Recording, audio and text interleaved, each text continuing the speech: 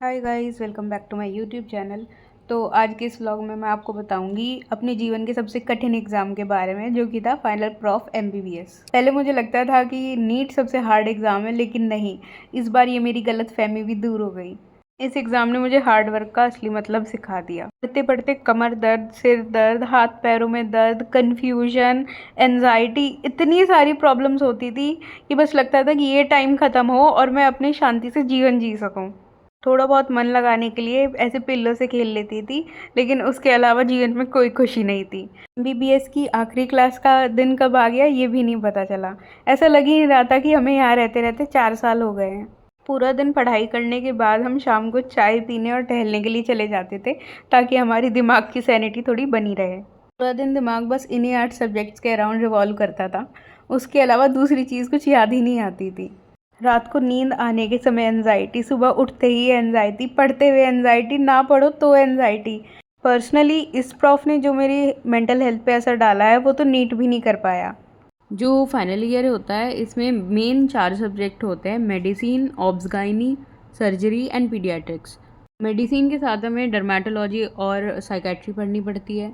Surgery के साथ हम पढ़ते हैं ऑर्थोपेडिक्स एंड एनेस्थीसिया। सिलेबस इतना सारा था कि लग ही नहीं रहा था समय से कंप्लीट हो पाएगा। पूरे कॉलेज में फेस्ट चल रहा था और हम यहाँ पे किसी तरह बस पढ़ाई करने में लगे हुए थे। हमारे एग्ज़ाम से एक दिन पहले डीजे नाइट भी हो रही थी, जिसे देख के बहुत मन कर रहा था कि डांस करने चले जाएं। लेकिन फिर लगा कि अगर फेल हो गए तो सब बहुत ताने देंगे कि देखो डीजे नाइट में डांस करने गई थी। इसके बाद हमारे एग्ज़ाम शुरू हो गए और अगले 10 दिन तो मुझे पता ही नहीं चला कहाँ गए। एग्ज़ाम्स के बीच में गैप भी नहीं था, तो बस 2-3 घंटे की नींद पे एग्ज़ाम देने जाते थे। हाय गाइस, तो मैं आज अपना आखिरी प्रॉफ दे के आ रही हूँ और कोई खास नहीं गया, मतलब लिख दिया कुछ कुछ ऐसे भर के, लेकिन फाइनली प्रॉफ ख़त्म हो गया। I am really happy. Exam दे के आने के बाद हमने डिस्कस किया कि हम कितना गंदा पेपर लिख के आए हैं और एग्ज़ामिनर कैसे चिढ़ जाएगा हमारा पेपर देख के।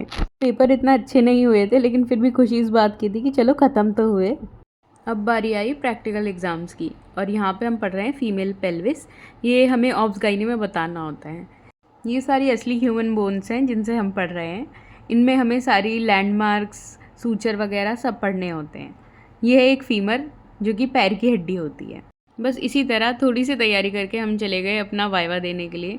वाइवा के दिन हमें अपनी प्रॉपर यूनिफॉर्म पहननी पड़ती है, जो कि है सफ़ेद सलवार सूट, और उसके साथ में मैंने चोटी गूँथ के बना रखी है ताकि मैं बहुत सीधी बच्ची दिखूँ।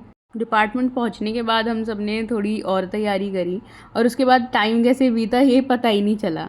लेकिन फाइनली एक वाइवा ख़त्म हुआ, इस बात की खुशी हो रही थी। और ये मैंने कुछ हाथ पे चीज़ें लिख रखी थी ताकि मैं भूलूँ ना।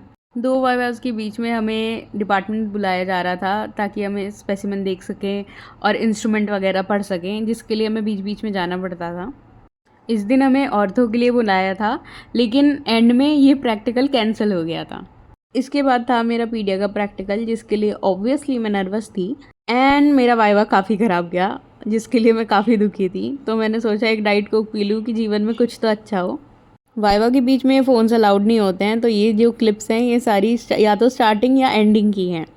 एक एक करके मेरे सारे वाइवा ख़त्म हो गए और मैं फाइनली घर जा रही थी।